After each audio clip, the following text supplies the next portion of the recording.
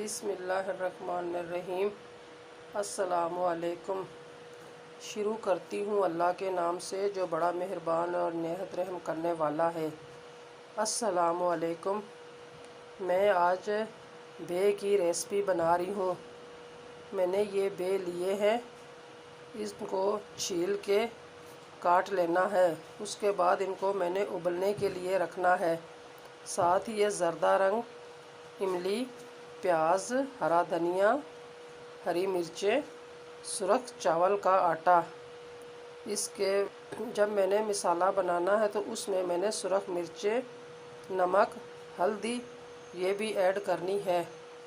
अब मैं इनको छील के अब मैंने बे छील लिए हैं। अब इनको मैं काट लूँगी। अब मैंने बे काट लिए हैं, इस तरह ये बारीक काटने हैं। अब मैं इनको उबलने के लिए रख रही हूँ।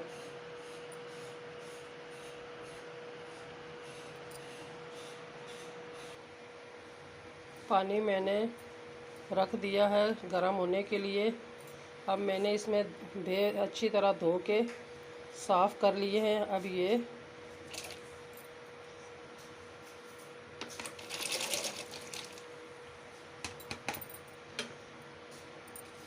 इनको 5 से 6 मिनट उबलने के लिए रखना है। उसके बाद चाट मसाला बनाएंगे तो फिर उसमें ये ऐड करने हैं।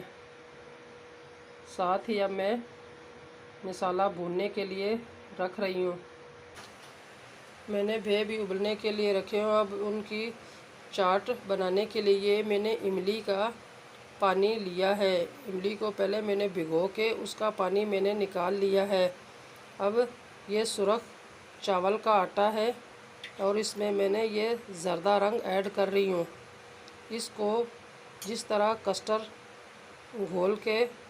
पाउडर घोल के ऐड करते हैं दूध में, इसी तरह इसको भी घोल के इमली के पानी में ऐड करना है।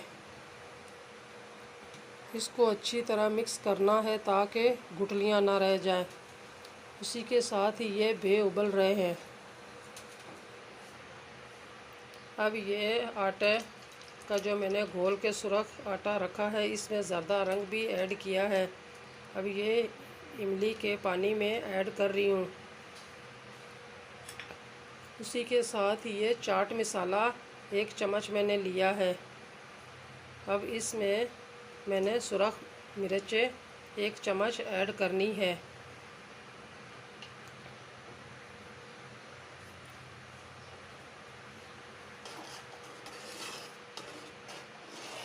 अब इसको गैस पे पकने के लिए रखा हुआ है। जब ये चटनी अच्छी तरह बन जाएगी तो इतने में ये बे भी उबल जाएंगे। फिर चटनी को बे में ऐड करना है। अब इसमें ये नमक भी ऐड कर रही हूँ। आप अपने हिसाब से नमक ले सकते हैं। अब कुछ थोड़ा सा और पानी भी ऐड करना है ताकि ये अच्छी तरह जो सुरख चावल का आटा लिया है वो अच्छी तरह पक जाए।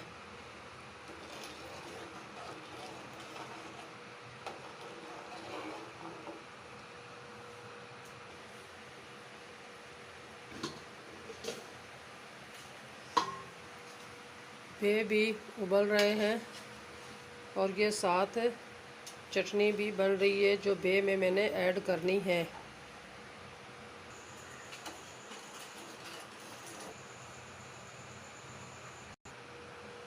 बे में ऐड करने के लिए चटनी तैयार हो गई है।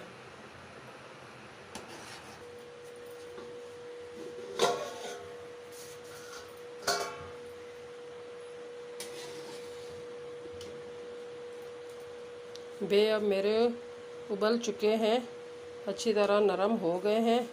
अब मैंने इनका पानी निकाल लेना है।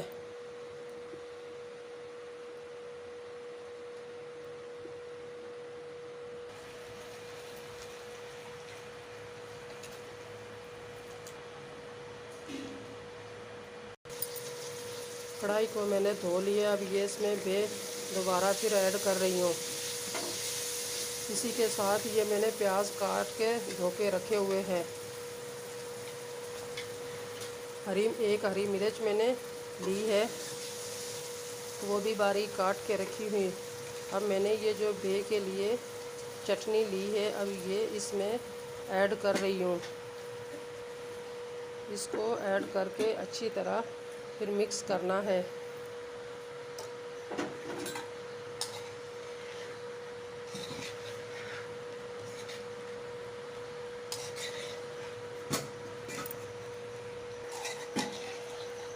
अब इस चाट को अच्छी तरह सब चीज़ें मिक्स कर लेनी है। इसी के साथ ये हरा धनिया मैंने काट के रखा है, वो भी ऐड कर रही हूँ। माशाल्लाह हमारी बे की रेसिपी बन के तैयार हो चुकी है। आप भी इसे बना के ट्राई करें, बहुत ही मज़ेदार बनती है।